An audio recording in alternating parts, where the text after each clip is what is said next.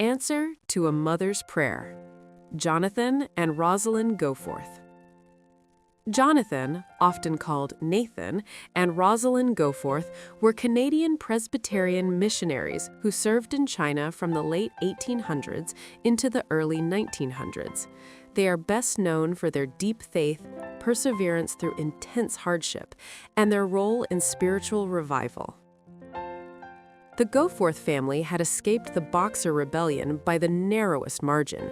Shaken and weary, they reached Shanghai at last, leaving behind violence, loss, and fear. Yet safety did not bring comfort. Until they could find passage on a ship, they were forced to live in an empty house with almost no furniture and very few belongings. Their stay stretched to 10 long days. During that time, Jonathan and their son Paul managed to buy some ready-made clothes, and Rosalind was able to have one dress sewn. But her heart ached when she looked at her other 3 children. They were still wearing torn garments that kind Chinese villagers had given them along the way. With no fabric, no sewing machine, and a long ocean journey ahead, she felt utterly helpless. One morning, alone with her baby, Rosalind sank to her knees. Pressing her face beside the child, she cried out again and again to the Lord, begging him to send help. She had no one to turn to, no plan, no strength left. As she prayed, the doorbell suddenly rang. At the door stood 2 women. They explained that they had seen the Goforths' names on a list of refugees. Because the Boxer troubles had closed their Chinese girls' school, they had time on their hands. "We thought you might need help," they said. Overcome with emotion, Rosalind poured out her story, how she had been praying on her knees when they rang the bell. For a moment, they could only stand together, holding hands and weeping. Then the women hurried away to gather materials. There was no time to waste. Before long, they returned with bundles of cloth.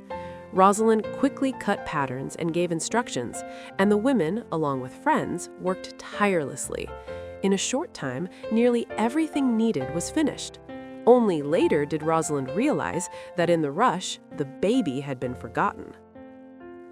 When the family finally boarded the ship, Rosalind planned to sew for the baby during the voyage, but the strain of recent weeks had taken its toll. As the ship neared Yokohama, her hands trembled so badly she could hardly hold the needle. She stitched until her vision blurred, then folded the cloth and placed it quietly in a trunk. "Lord," she whispered, "I have done all I can. I can do no more. As you provided for the others, please provide now for my baby." Exhausted, she lay down on deck. Sometime later, a voice woke her. A large bundle, she was told, had arrived for her and was waiting in the cabin. At once, she knew this was the answer. Inside, she found a letter from a missionary wife whose own baby, the same age as hers, had died months earlier. Feeling led by God, the woman had sent her child's clothing to Rosalind. The bundle held a complete and beautiful outfit for the baby, along with many other needed items for the family. Rosalind stood in awe. Once again, God had answered, abundantly, tenderly, and personally. From that day on, the words of the psalmist lived deeply in her heart. "I love the Lord because he has heard my voice and my supplications." Through this trial, she learned a truth she would never forget. God cares not only for the souls of people and the affairs of nations, but also for the quiet needs of a mother's heart and a child's body.